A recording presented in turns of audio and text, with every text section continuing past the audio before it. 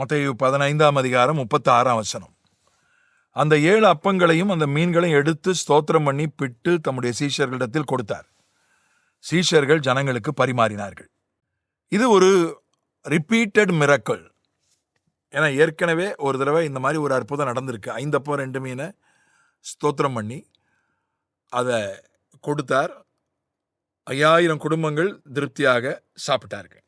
மறுபடியும் 7 அப்பம் சில சிறு மீன்கள் அதை ஸ்தோத்திரம் பண்ணி கொடுத்தார். 4000 குடும்பங்கள் திருப்தியாக சாப்பிட்டார்கள். இது ஒரு திரும்ப திரும்ப மறுபடியும் செய்யப்பட்ட ஒரு அற்புதம். அதே விஷயத்தை தான் ஆண்டவர் செய்தார். அங்கேயும் ஸ்தோத்திரம் பண்ணாரு, இங்கேயும் ஸ்தோத்திரம் பண்ணார். ஆண்டவர் சில விஷயங்களை திரும்ப திரும்ப செய்கிறார். நாமும் சில விஷயங்களை திரும்ப திரும்ப செய்ய வேண்டும். இயேசு கிறிஸ்து இந்த இடத்துல நமக்கு ஒரு முன்மாதிரியான மனிதனாக தான் தன்னை காண்பிக்கிறார்.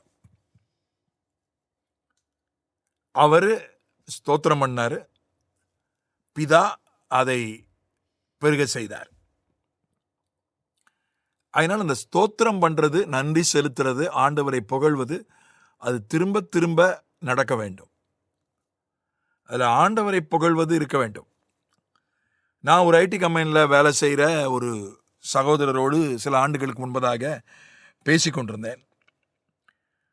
அவர் சொன்னார், எங்கள் ஐடி கம்பெனியில் ஒரு ஜெப ஐக்கியம் இருக்குது. அங்கே வேலை செய்கிற விசுவாசிகள்லாம் சேர்ந்து நாங்கள் ஒரு ஜெப ஐக்கியத்தை வச்சுருக்கிறோம். நாங்கள் ஒரு கூட்டம் மாதிரி ஏற்பாடு பண்ணோம். எல்லாரையும் கூப்பிட்டோம். ஐடியில் வேலை செய்கிற கிறிஸ்தவர்கள் அல்லாதவரையும் கூப்பிட்டோம்.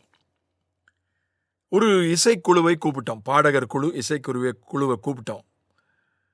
ஏன்னா மத பிரச்சாரம் பண்ண மாதிரி இருக்கக்கூடாதுன்றதுனால அவங்கள கூப்பிட்டோம்.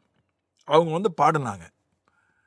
அவங்க ஒரு இடத்துல கூட கர்த்தரை பற்றி பாடலை, ஏசுன்ற வார்த்தை வரல. அவர்கள் இயற்கையை பற்றி பாடினார்கள். மலை அப்படி இருக்குது, கடல் அப்படி இருக்குது, அது அப்படி இருக்குது, வாழ்க்கை அப்படி இருக்குது.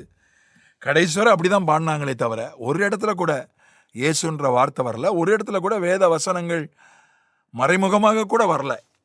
ஏதோ ஒரு இசை நிகழ்ச்சியை, ஏதோ ஒரு பாடல் நிகழ்ச்சியை கேட்ட மாதிரி தான் இருந்துச்சு. எனக்கு ரொம்ப கஷ்டமாக இருந்ததுன்னு அவர் என்னோடு பகிர்ந்து கொண்டார்.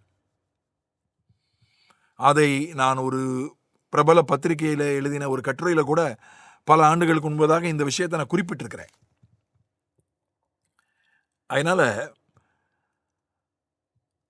ஆண்டவரை புகழ்வது, ஆண்டவருக்கு நன்றி செலுத்துவது, அது திரும்ப திரும்ப திரும்ப திரும்ப needs to be repeated again and again. ஆண்டவருக்கு நன்றி செலுத்துறது, ஆண்டவரை புகழுவது. துதி என்கிற ஸ்தோத்திரன்ற வார்த்தை அது 2 அர்த்தங்களில் தமிழில் மொழிபெயர்க்கப்பட்டிருக்கிறது. ஒன்று தேங்க்ஸ் கிவிங், இன்னொன்று ப்ரைஸ். ஆண்டவருக்கு நன்றி செலுத்துறது, ஆண்டவரை புகழ்கிறது.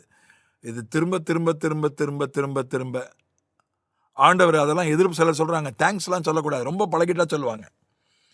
சிலர் என்கிட்ட தேங்க்ஸ் சொன்னால் ரொம்ப சண்டைக்கு வருவாங்க, கோவப்படுவாங்க. என் அண்ணே, அங்கிள், நீங்கள் தேங்க்ஸ்லாம் சொல்லக்கூடாது அப்படின்னு ரொம்ப கோவப்படுவாங்க. சிலர் ரொம்ப வருத்தப்படுவாங்க. அண்ணே, நீங்கள் போய் தேங்க்ஸ் சொல்கிறீங்களே, நீங்கள் அதெல்லாம் நீங்கள் சொல்லக்கூடாது, நாங்கள் உங்களுக்கு கடன் பட்டிருக்கிறோம் அப்படின்னு சொல்லுவாங்க. ஆண்டவர் அப்படி இல்லை. நம்ம ரொம்ப பழகிட்டானா ஆண்டவர்கிட்ட அவருக்கு தேங்க்ஸ் சொல்ல வேண்டிய அவசியம் இல்லைன்னு நினச்சிட்றோம். இல்லை, அவர் நன்றியை எதிர்பார்ப்பார். ஆண்டவருக்கு திரும்ப திரும்ப திரும்ப திரும்ப திரும்ப நன்றி சொல்லணும். நான் என்னுடைய வாகனத்துக்கு பெட்ரோல் போட்டால் கூட நன்றி சொல்வேன். ஏன்னா எத்தனையோ நாடுகளில் பணம் இருக்குது, பெட்ரோல் இல்லை. சில நாடுகளில் இன்றைக்கி அந்த நிலைமை இருக்குது, பெட்ரோல் தட்டுப்பாடு. ஆப்பிரிக்காவில் சில நாடுகள்லாம் பெட்ரோல் தட்டுப்பாடு. பணம் இருக்குது, பெட்ரோல் இல்லை. இலங்கையில் சில ஆண்டுகளுக்கு முன்பதாக பெட்ரோல் தட்டுப்பாடு. நம்ம நாட்டில் கூட சில நேரங்களில் அது வந்திருக்கு.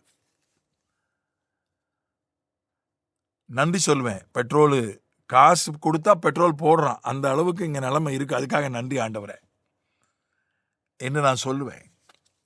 ஒரு வார்த்தை சொல்லலாம் நன்றின்னு. அவர் ஆண்டவரை புகழ்றது, புகழ்ச்சி பிடிக்காது. சில தலைவர்களுக்கு புகழ்றது பிடிக்காது. அவங்க உட்கார வச்சிருவாங்க, என்ன புகழாத உட்காரு அப்படின்னு. ஆனால் ஆண்டவருக்கு புகழ்ச்சி பிடிக்கும். ஆண்டவரை நம்ம புரிஞ்சுக்கணும். ஆண்டவருக்கு ஏன் அவரை வீணா நம்ம புகழணும், அதெல்லாம் அவர் விரும்ப மாட்டார் அப்படின்னு நம்மளே நினச்சிக்க கூடாது. ஆண்டவருடைய உள்ளம் என்ன, வேதம் சொல்லுகிற சத்தியம் என்ன? ஆண்டவருக்கு நன்றி செலுத்துவது, திரும்ப திரும்ப திரும்ப நன்றி செலுத்துவது அவசியம். ஆண்டவரை திரும்ப திரும்ப திரும்ப புகழ வேண்டியது அவசியம். அவர் நல்லவர், அவர் பரிசுத்தர் என்று புகழ வேண்டியது அவசியம். அந்த ராஜாக்கள் வர்றதுக்கு முன்னால துதி சொல்லுவாங்க. ராஜ கம்பீர, ராஜா மார்த்தாண்ட, ராஜகுல திலக வரார், பராக்கு பராக்குன்னு வாங்க. அது பேர் துதி சொல்றது தான். அந்த நோக்கம் வேற, அது சொல்வதனுடைய நோக்கம் வேற. ஆண்டவர் நாம் ஆண்டவருக்கு நன்றி செலுத்தும் போது நமக்குள்ளே ஒரு பெரிய மறுரூபம் ஏற்படுகிறது. நாம் ஆண்டவரை புகழும் போது ஆவிக்குரிய மண்டலத்தில் ஒரு பெரிய கிரியை நடக்கிறது, நமக்குள்ளே ஒரு பெரிய மறுரூபம் நடக்கிறது. அதுக்காகத்தான் அவரை புகழ்ந்தாதான் அவருக்கு என்னமோ அவருக்கு பெரிய உற்சாகம் ஏற்படும் என்பதெல்லாம் இல்லை. இது வேதம் சொல்லுகிற சில வழிமுறைகள், சில நடைமுறைகள். இது ஆப்ஷன் கிடையாது. நன்றி செலுத்துவதோ ஆண்டவரை புகழுவதோ ஆப்ஷன் கிடையாது. இது ஏதோ ஒரு நேரம் செஞ்சுட்டு விட்டுறது இல்லை. திரும்ப திரும்ப திரும்ப திரும்ப அதை திரும்ப திரும்ப ஆண்டவருக்கு நன்றி செலுத்தணும், திரும்ப திரும்ப அவரை புகழணும். ஆண்டவரும் சில விஷயங்களை திரும்ப திரும்ப செய்கிறார். அவர் போன தடவை தான் 5 அப்பம் 2 மீனை வச்சு நான் பெருக பண்ணேன், உங்களுக்கு இதே வேலையாக போச்சு, இதையும் பிளான் பண்ணுறது இல்லை, பெரிய கூட்டத்தை நீங்கள் அப்புறம் ஏன் சேர்க்குறீங்க, வந்தவொடனே துரத்திட வேண்டியதானே, எவ்வளோ நாளைக்கு சாப்பாடு கொண்டாந்துருக்கீங்கப்பா, நாளா 20,000 பேர் வந்திருக்கீங்க, எவ்வளோ நாளைக்கு சாப்பாடு கொண்டாந்துருக்கீங்க, ரைட்டு, அதோட முடிச்சு அமைச்சிருக்கலாம்ல. எதுக்காக நீங்கள் ஒரு வேளை சாப்பாடு இல்லாத அளவுக்கு நீங்கள் நேரத்தை நீட்டினீங்க அப்படிலாம் ஆண்டவர் சொல்கிறவர் இல்லை. அற்புதம் திரும்ப திரும்ப பண்ணுறாரு. பாருங்கள், இந்த அதிகாரத்தில் திரும்ப திரும்ப செய்யப்பட்ட அற்புதங்களை நம்ம பார்க்கிறோம். 22ஆம் வசனத்தில் பிசாசு பிடிச்ச நபர், எத்தனையோ பிசாசு பிடித்தவர்களை திரும்ப திரும்ப திரும்ப ஆண்டவர் விடுதலை கொடுத்தாரு.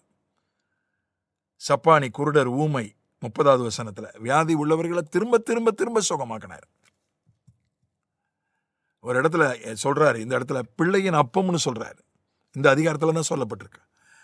பிள்ளையின் அப்பம், தெய்வீக சுகம்ன்றது பிள்ளையின் அப்பம். அப்பம்ன்றது பிள்ளையின் அப்பம்னா அப்பா மகனுக்கு கொடுக்கிற உணவு. திரும்ப திரும்ப கொடுக்குறான். ஒவ்வொரு நாளும் உணவு கொடுக்குறான் அப்பா பிள்ளைக்கு, ஒவ்வொரு நேரமும் கொடுக்குறான்.